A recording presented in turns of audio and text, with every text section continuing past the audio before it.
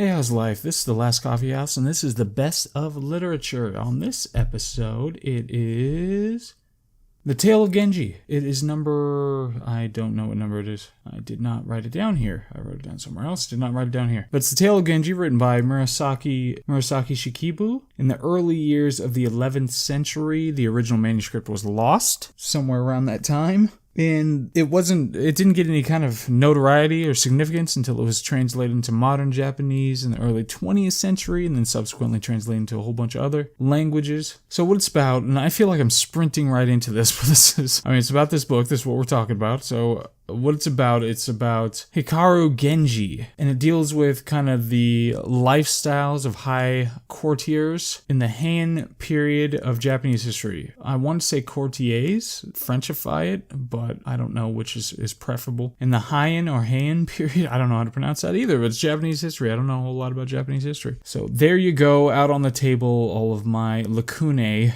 intellectual historical lacunae. The Heian period was from 794 to 1185 CE, and the word in Japanese apparently means peace. It was one of the kind of heralded periods of history for the Japanese. So that's kind of the context of this work of literature, because it's about, and by the way, this is quite possibly the first novel in history, arguably the first novel in history. That's what some of the commentators were talking about. So in this, the context is it's in this prosperous, peaceful period of Japanese history, and that's what it's about, and it's just dealing with kind of the social things that are going on at the time, the courtships and the like. It's dealing with that kind of stuff, rather than kind of the arcane political issues that could be going on amongst the court. It has some of that, deals with who's the heir and who's favored or not favored at court, but it's mostly about kind of the romances, the swirling romances around the character and the various women that are at court and that he meets when he goes out. So Genji is the son of the emperor. Genji's depropertied and made a commoner by the emperor. He has various romances, but scandal forces him to leave the court. What was the reason? I think Genji was disfavored by the emperor because the emperor didn't like his mom. He was having issues with the baby mama. I think that was the issue. I can't recall. But I know Genji gets into some stuff, and then he's relegated to commoner. There's scandals at court. He later returns to court and settles down with several ladies over the course, and then is concerned about the advancement of children and grandchildren, and then it kind of switches over to the adventures of Genji's son and grandson, and this. So throughout, I feel like it was, I'll get into that anyway. So criticism. Critics, what do they say? There is no question that The Tale of Genji is a world-class masterpiece of fiction. Written almost exactly 1,000 years ago, it rivals the classic novels of the West in artfulness and psychological depth. Like the prose of Joyce or Nabokov, the style is a rich texture of literary illusion, symbolism, and imagery, and like few novels before theirs, it deals candidly with such shocking matters as rape, incest, and pedophilia. It is a tragic comedy of manners, comical in spots, sorrowful in others, written by a brilliant widow in her 30s who knew the wayward heart as deeply as she knew the royal court at which she served. It is not the world's first novel, as sometimes claimed, but it's the greatest novel written before the modern era, and greater than most written since. So this was Stephen Moore in the Washington Post, just dispelled my earlier comment about some people believing it was the world's first novel. That was stated by Ian Baruma in The New Yorker, that it was the first novel. So Stephen Moore and Ian Baruma having some tension there. But anyway, so it compares the prose to Joyce and Nabokov. Like, really? I don't see that. And there could be mass allusions throughout the thing that I'm just not aware of because I'm not familiar with Japanese literature or the things that would be referenced. But the density of Joyce and Nabokov, are you kidding me? I don't know of any rivals when it comes to the density of a book, period over Joyce or Nabokov. So to compare those two, and I read this, I didn't, like I said, maybe there's a companion somewhere that gives you more, that tells you this is what this is about, that's this is this reference, this is what this significant is. But I mean, I don't know that it was particularly resonant. I know that there are certain aspects of it, especially for being written 1,000 years ago, for having been written in, what did I say, the 11th century. It certainly has its merits, especially for the time, without the benefit of having this history of literature to work off of and to build from and all that sort of thing. It might not be a fair comparison to put against Joyce and Nabokov, but she actually, she does a hell of a job for the time period. And it was, some aspects of it were enjoyable to read. I didn't get all that much out of it when I was going through it. I have some quotes down here, and we'll go through those like always, just so you can get an idea of whether this would be for you or not, and some of the ideas that are broached in here. And I don't know why, but I think the version I had or something made it really difficult. The names are all strange. I hope these are readable. But I think they got all mixed up in translation or something. I don't know. But anyway, so what are some other quotes that were said about it? Stephen Moore, Washington Post, also said, in this story of an aristocratic lady killer, Lady Murasaki explores the concept of erotic transference, the tendency to fall for someone who resembles a lost or unattainable loved one. So that's great. I think that was the most kind of meaningful or resonant part of it, was that it had that aspect, that Freudian aspect of trying to find people that you lost or something like that in lovers. So that was kind of a resonant idea in this. And of course it's I don't know who was talking about this sort of stuff, but for this one widow in Japan in the high-end period, I don't know who would have been talking about this stuff. So this is certainly advanced for the time, and certainly probably the most important kind of idea coming from this novel. And that's the thing, I don't feel inclined to read it again. And maybe when I go through the quotes, maybe it'll change my mind, and maybe there's a different translation that would be more interesting. But I mean, it was fine. I read through it, and like I said, it was relatively advanced, but I don't know. So what are some others? Oh, the structure. I didn't like, the structure was wonky, and obviously written in the 11th century, doesn't have 1,000 extra years of trying different things to see what works, and having all those examples to follow or not follow. So, take it with a grain of salt, but I didn't particularly enjoy the structure of this thing. It seemed disjointed, and I can't remember the actual events and as they happened and all that sort of thing. Just, they don't resonate at all. They didn't feel like they were part of a bigger picture thematically or logistically or plot wise or anything like that. It just felt kind of disjointed. It doesn't, the kind of idea that I had about it was, it doesn't fold well on itself. It would be like some kind of something you're trying to fold, but it just kind of falls the wrong way at every fold. That's what it kind of felt like. And there's something about the incessant courtship ritual thing that just gets tedious. It's just okay, yeah, another one and another one and another one, and that's all right. But having said all of that stuff, I still I have a positive association with this book. I feel positively about it. I don't know where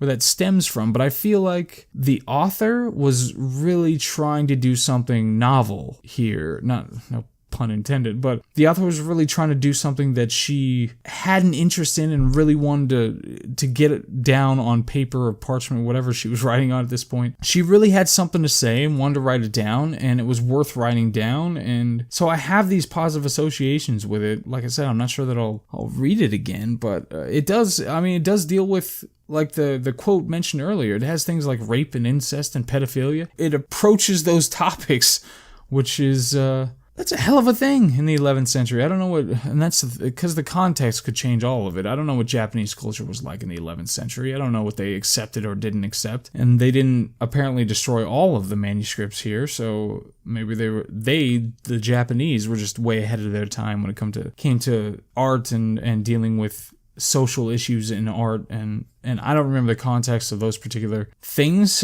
in the book, but maybe they were way ahead. Whatever the case, I just generally have positive associations, even though I don't feel all that strongly about the merits of of the book, although it has certainly its merits. So some quotes. Let's run through some quotes. Quote, "In the reign of a certain emperor whose name is unknown to us, there was, among the Nyogo and Koyi of the imperial court, one who, though she was not of high birth, enjoyed the full tide of royal favor," end quote. So that's the opening sentence. I try to do that for every book. That's the opening sentence. So it sets the tone, sets the scene. I mean, it kind of establishes everything it needs to establish within that first sentence. Not of high birth. She still got royal favor. Obviously, that's not talking about Genji. I think this is talking about his mother. But God, I don't have all these down the way I should. I've read this, I don't know, months ago now. So I'm trying to do this. I had my quotes, and that's what I worked off of, was the quotes,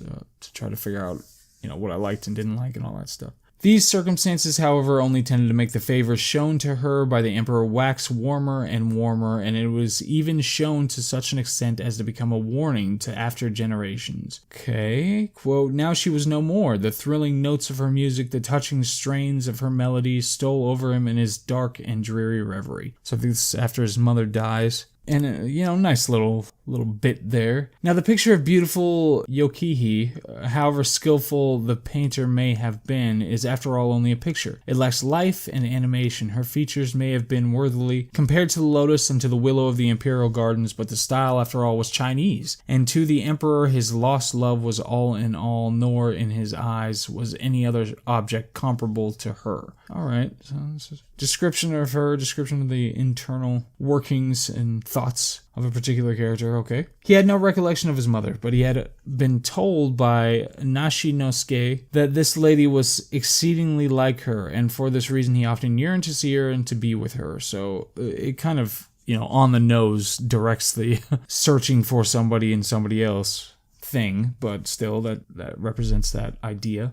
This she said with such sarcastic bitterness that I was irritated and stung to the quick, and overwhelmed her with a fresh torrent of reproaches. At this juncture she gave way to an uncomfortable fit of passion, and snatching up my hand, she thrust my little finger into her mouth and bit off the end of it. Then, notwithstanding my pain, I became quite cool and collected and calmly said, "Insulted and maimed as I have now been, it is most fitting that I should absent myself for the future from polite society. Office and title would ill become me now. Your spite has now left me without spirit to face the world in which I should be ridiculed, and has left me no alternative but to withdraw my maimed person from the public gaze." Wow.